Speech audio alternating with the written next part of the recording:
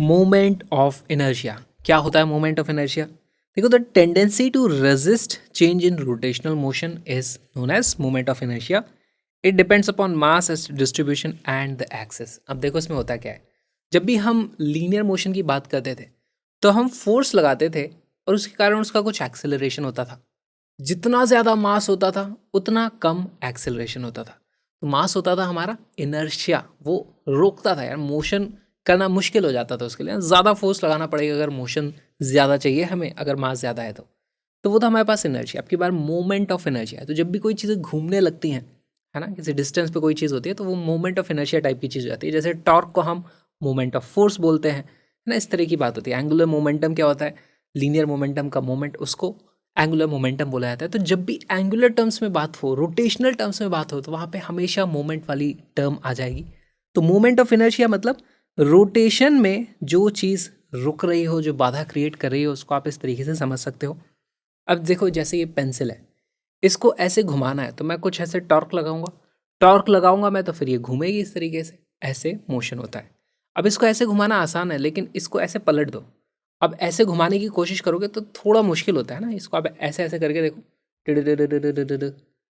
तो ये करना थोड़ा डिफिकल्ट है। इसको ऐसे ऐसे मोड़ने की कोशिश करो, बड़ी आसानी से मुड़ जाती है। तो अब ऐसे में हुआ क्या, इसका वजन तो उतना ही है, इसका मास चेंज नहीं हुआ। क्या चेंज हुआ है? हमारा एक्सिस। पहले हम इस एक्सिस पे घुमा रहे थे, अब हम इस एक्सिस पे घुमा रहे हैं। या फिर आप ऐसा बोल सकते हो कि भाई एक्सिस वही था, हमने मास, जो मास यहाँ था उसको उठा के यहाँ कर दिया, जो मास यहाँ था उसको उठा के यहाँ कर दिया। या मैं बोल सकता हूँ एक्सिस से मास का डिस्टेंस बदल दिया गया है, तो भी हमारा मोमेंट ऑफ इनर्शिया बदल जाता है। इसका और भी बहुत अच्छे एग्जाम्पल हो सकते हैं हमारे पास। जैसे पहला एग्जाम्पल तो ये पेंसिल वाला ही है हमारे पास। आप इस एक्सिस के अबाउट घुमाने की कोशिश करो पेंसिल को, तो हमें कुछ मोमेंट ऑफ इनर्शिया इसका फील होता है।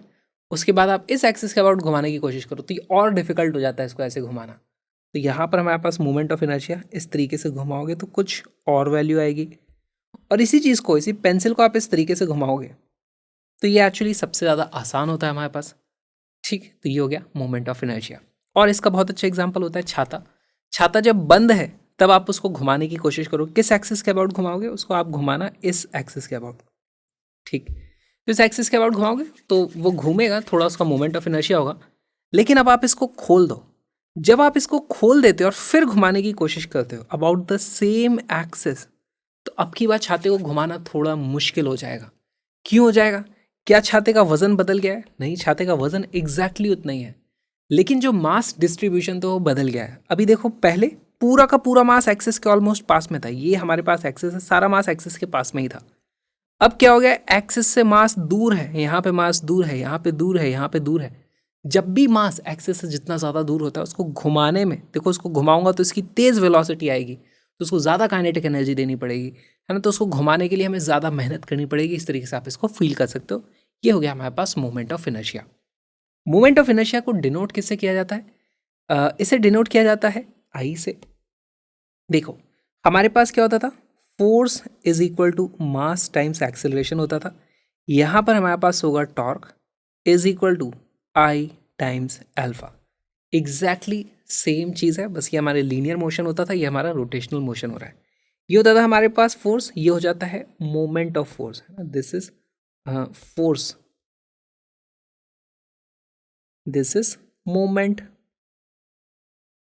ऑफ फोर्स, उसी को टॉर्क भी बोला जाता है। ये हो जाता है हमारे पास इनर्शिया, ठीक है। ये कहलाएगा हमारा मोमेंट ऑफ इनर्शिया। तो देखो, सब में जो फोर्स था मोमेंट ऑफ फोर्स हो गया, जो इनर्शिया था मोमेंट ऑफ इनर्शिया हो गया। अभी एक्सेलरेशन है, इसको मोमेंट ऑफ एक्सेलरेशन नहीं बोलते, इसको हम बोलते हैं हमारा एंगुलर एक्सेलरेशन। Angular acceleration. इस पूरे चैप्टर में हमें एग्जैक्टली वही चीज़ें करनी है जो हम एनएलएम में करते थे। थोड़ा सा उसका मॉडिफाइड वर्जन है। यहाँ पर हमारे पास फोर्स की जगह टॉर्क हो जाता है, एम की जगह आई हो जाता है, ए की जगह अल्फा हो जाता है। That's it. तो इस पर्टिकुलर चैप्टर में हमें टॉर्क निकालना भी आना चाहिए, मोमेंट ऑफ इनर्शिया आना चाहिए, और एक बार इस दोनों चीज़ें आपने पता कर ली तो आपको कुछ अल्फा की वैल्यू मिल जाएगी। अल्फा की वैल्यू आ गई, उसके बाद क्या हो जाएगा हमारे पास, जो हमारे पास यूनिफॉर्मली एक्सेलरेटेड मोशन की 3 इक्वेशन होती थी, वैसे ही हमने यूनिफॉर्मली एंगुलर एक्सेलरेशन वाली 3 इक्वेशन देख ली थी सर्कुलर मोशन में, वही इक्वेशंस का इस्तेमाल होने वाला है। तो चैप्टर एक्चुअली बहुत सिंपल है, इसकी प्रैक्टिस करेंगे तो आपको और ज़्यादा क्लैरिटी आएगी, घबराने की बिल्कुल भी ज़रूरत नहीं है। अभी हम फोकस करने वाले मोमेंट ऑफ इनर्शिया पे, उसके बाद हम आज ही टॉर्क को भी देख लेंगे।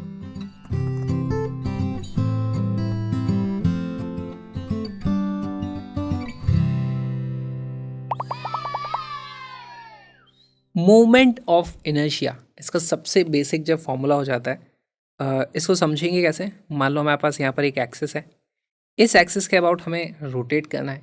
किस चीज़ को रोटेट करोगे, यहाँ से देखो एक इस तरीके से लाइट मासलेस रॉड है और यहाँ पर हमारे पास इस तरीके से मास m रखा हुआ है। तो इसको आप ऐसे समझो, हमारे पास ये एक्सिस है, ये लाइट है, इसका कोई वजन नहीं है, यहाँ पर मास m था और उसको मैं ऐसे घुमा रहा हूँ, है ना, इस तरीके से। तो इस मास को घुमा रहा हूँ बेसिकली मैं, है ना, ये एक्सिस ऐसे ही रहेगा, ये मास इस तरीके से घूमने वाला है। तो ऐसे केस में हमारे पास इसका कुछ मोमेंट ऑफ इनर्शिया हो जाता है। देखो मोमेंट ऑफ इनर्शिया को डिनोट किया जाएगा आई से। आई की जो वैल्यू हो जाएगी, अगर ये है रेडियस आर, तो आई की वैल्यू हो जाती है mr²। मोमेंट ऑफ इनर्शिया, अब देखो मोमेंट ऑफ इनर्शिया एक स्केलर क्वांटिटी है।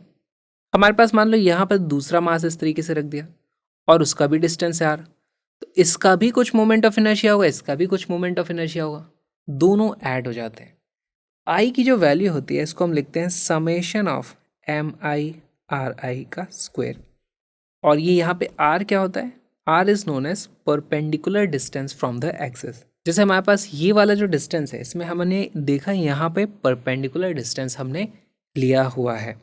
ऑलराइट, अच्छा इस तरीके से हमारे पास अलग अलग मास होंगे, तो आप उसके लिए m1r1² प्लस m2r2² इस तरीके की कैलकुलेशन कर सकते हो। आई को हम लिख देंगे, I will be equal to m1r1 का स्क्वायर प्लस m2r2 का स्क्वायर, है ना, इस तरीके से, और प्लस प्लस प्लस इस तरीके से आप करते चले जाना। अच्छा इसी को आप लिख सकते हो, आई इज इक्वल टू, ये क्या हो जाएगा, इस अकेले मास को अगर मैं रोटेट करता तो ये इसका मोमेंट ऑफ इनर्शिया होता।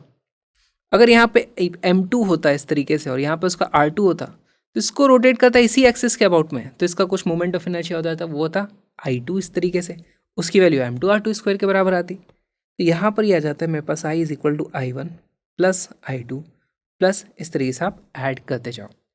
यहाँ पर एक चीज़ हमें याद रखनी है कि ये होना चाहिए अबाउट सेम एक्सिस, ठीक। और एक चीज़ कि हमारे पास जो मोमेंट ऑफ इनर्शिया होता है, ये एक स्केलर क्वांटिटी होती है, तो इसे भी लिख लेंगे स्केलर क्वांटिटी। एंड ऑल्सो इसकी यूनिट क्या हो जाएगी, ये है हमारे पास डिस्टेंस का स्क्वायर है और किलोग्राम है, तो इसकी वैल्यू आ जाती है हमारे पास किलोग्राम मीटर स्क्वायर, इसकी यूनिट आ जाएगी, ऐसा यूनिट की अगर बात की जाए तो। अब इसके कुछ एग्जांपल्स देख लेते हैं। एक एग्जांपल हमने यहाँ पर देख ही लिया, एक और एग्जांपल देखते हैं। अब की बार हमारे पास इस तरीके से एक्सिस है, यहाँ पर मास रखा है m, यहाँ पर मास रखा है m, इन दोनों के बीच का जो डिस्टेंस है वो है r, इसका भी डिस्टेंस है r, और मैंने इसको इस तरीके से घुमाया। तो बताओ मेरे पास इस एक्सिस के अबाउट कुछ मोमेंट ऑफ इनर्शिया को इस तरीके से लिखा जाएगा। यहाँ पर मोमेंट ऑफ इनर्शिया की वैल्यू कितनी आ जाएगी, देखो इसके कारण हो जाएगा mr², इसके कारण हो जाएगा mr², ये हो जाएगा mr² प्लस mr², है ना, plus mr² which is equal to 2mr², ठीक। अच्छा सेम कॉन्फ़िगरेशन है, अब की बार मैं क्या करता हूँ, इसको दूसरे किसी एक्सिस के अबाउट घुमाता हूँ। जैसे इन दोनों के बीच का डिस्टेंस कितना था, यहाँ पे लिखा था वो है 2 टाइम्स r के बराबर। अब की बार मैं इनको घुमाता हूँ इस एक्सिस के अबाउट। अब इस एक्सिस के अबाउट घुमाऊंगा तो देखो एक मास तो एक्सिस पे ही आ गया, उसका एक्सिस से डिस्टेंस कितना है 0, दूसरा वाला मास 2r डिस्टेंस पे चला गया है। अब यहाँ पर इस पर्टिकुलर केस में हमारे पास जो मोमेंट ऑफ इनर्शिया की वैल्यू आएगी वो कितनी आ जाएगी, m इंटू 0 का square plus m into 2r का स्क्वायर, इसकी वैल्यू कितनी आ रही है 4mr²। तो हमारे पास दोनों मास थे, दोनों के बीच में डिस्टेंस था 2r, यहाँ भी दो मास है, दोनों के बीच में डिस्टेंस है 2r, सिर्फ हमने अलग अलग एक्सिस लिया, यहाँ पे एक जगह से घुमाए थे, यहाँ पे सेंटर से घुमा रहे थे, दोनों में अलग अलग मोमेंट ऑफ इनर्शिया हमें देखने को मिला। तो इस चीज़ का ध्यान रखना, एक्सिस बदलने से मोमेंट ऑफ इनर्शिया बदल जाता है। अब देखो यहाँ पर इसी का एक और वेरिएशन हम ले सकते हैं, यहाँ पर मास m है, यहाँ पर मास m है हमारे पास इस तरीके से। अगर मैं इसको इस एक्सिस के अबाउट घुमाऊँ, बता सकते हो मेरे पास मोमेंट ऑफ इनर्शिया की वैल्यू क्या आ जाएगी? आई की वैल्यू आ जाएगी m इंटू जीरो का square plus m into zero का square which will be equal to zero, है ना। इसके अबाउट अगर मेरे पास पॉइंट मासेस हैं तो मोमेंट ऑफ इनर्शिया की वैल्यू जीरो आ जाएगी। ऑलराइट, और एक एग्जांपल देखते हैं। सेम ही हमारे पास मास है, एक मास यहाँ रखा है, एक मास यहाँ रखा है। इन दोनों के बीच का जो डिस्टेंस है वो अभी भी है 2r इस तरीके से। और अब की बार मैंने जो एक्सेस चूज़ किया वो ये वाला एक्सेस कोई सा ले लिया, ऐसा अजीब सा। इसके अबाउट में मान लो इसको घुमा रहा हूँ। अब बताओ भाई मोमेंट ऑफ इनर्शिया कैसे निकालोगे? तो यहाँ पर हमें क्या देखना होगा, मान लो ये वाला एंगल 45 डिग्री है और इन दोनों के बीच से जा रहा है। हमें क्या करना होता है, मास इंटू आर स्क्वायर, हमें इस तरीके से सबको ऐड करते चले जाना है। लेकिन यहाँ पे जो आर होता है वो क्या होता है, perpendicular distance from the axis. तो अब इसका डिस्टेंस एक्सिस से आर नहीं माना जाएगा, इसका जो डिस्टेंस हमें कंसिडर करना होगा अब वो ये वाला डिस्टेंस होगा। इसके लिए भी ये वाला डिस्टेंस हमें कंसिडर करना होगा जो कि परपेंडिकुलर होना चाहिए एक्सिस से। ठीक, अगर ये डिस्टेंस हमारे पास आर था, ये एंगल अगर 45 डिग्री है तो इसकी वैल्यू कितनी आ जाती है, R divided by root two. ये वाला भी आ जाता है R divided by root two. अब यहाँ पर मैं आई की वैल्यू लिख दूंगा, वो हो जाएगी mass into R divided by root two का square plus mass into R divided by root two का स्क्वायर। तो ये आता है मेरे पास M R square by two plus M R square by two यानी कि एम आर स्क्वायर। देखो बहुत ही अच्छे एग्जाम्पल हो गए हमारे पास। दो मास थे, दोनों के बीच में डिस्टेंस की वैल्यू थी हमारे पास हमेशा 2r। ठीक है, अलग अलग एक्सिस पे हमने घुमाया, अलग अलग मोमेंट ऑफ इनर्शिया हमें देखने को मिल रहे हैं।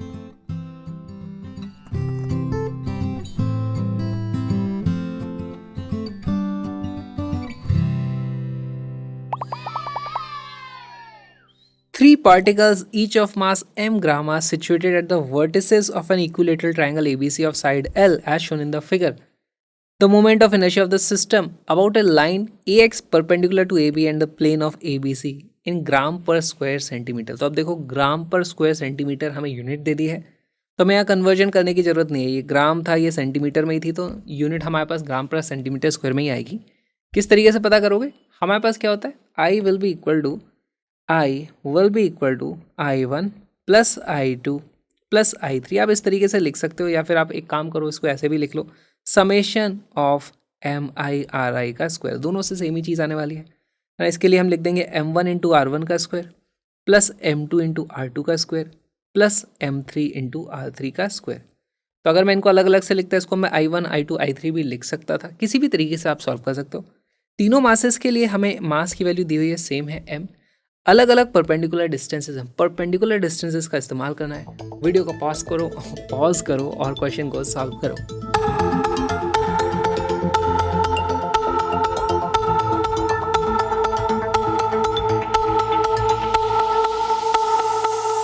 इसका करेक्ट आंसर है डी। सॉल्व करते हैं।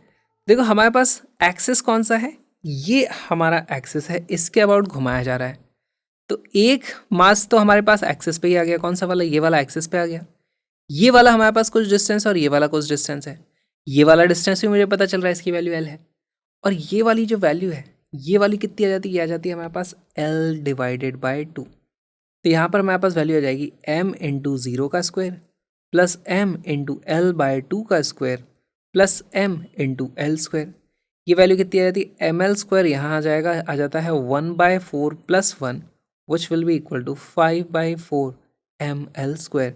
D will be your correct answer. अब देखो इसी क्वेश्चन का एक ऑल्टरनेटिव देता हूँ आपको ऑप्शन। मान लो हमें बोल देते कि इस पॉइंट के अबाउट ऐसे घुमाया जा रहा है, तो मोमेंट ऑफ इनर्शिया कितना होगा। उस केस में इसकी वजह से हम ऐड करते कितना, ml स्क्वायर, इसके कारण ऐड करते ml स्क्वायर, इसके कारण खुद के कारण ऐड करते 0 क्योंकि वो तो एक्सेस पे ही है, तब वैल्यू आ जाती है 2ml स्क्वायर। या फिर यहाँ पर हो जाता है कि इसका जो ज्योमेट्रिकल सेंटर है उसके अबाउट हमने इसको ऐसे रोटेट करना शुरू कर दिया, तो अब हमारे पास ये परपेंडिकुलर डिस्टेंस आ जाती है। इसको मान लो बोल देता हूँ ए, ये वाली वैल्यू देता हूँ ए, ये वाली वैल्यू बोल देता हूँ ए। तो तीनों के कारण आप सिमेट्री है, तो मैं बोल देता आई की वैल्यू क्या जाती है यहाँ पर 3 इंटू एम ए स्क्वायर, क्योंकि तीनों मास का डिस्टेंस है ए।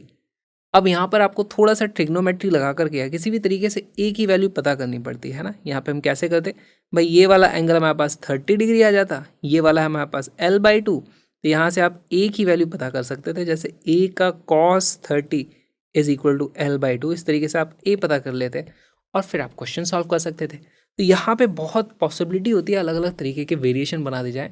घबराना मत, फॉर्मूला यही है, आंसर हमेशा सही आएगा आपका। ढंग से करना, बस सिली मिस्टेक मत करना।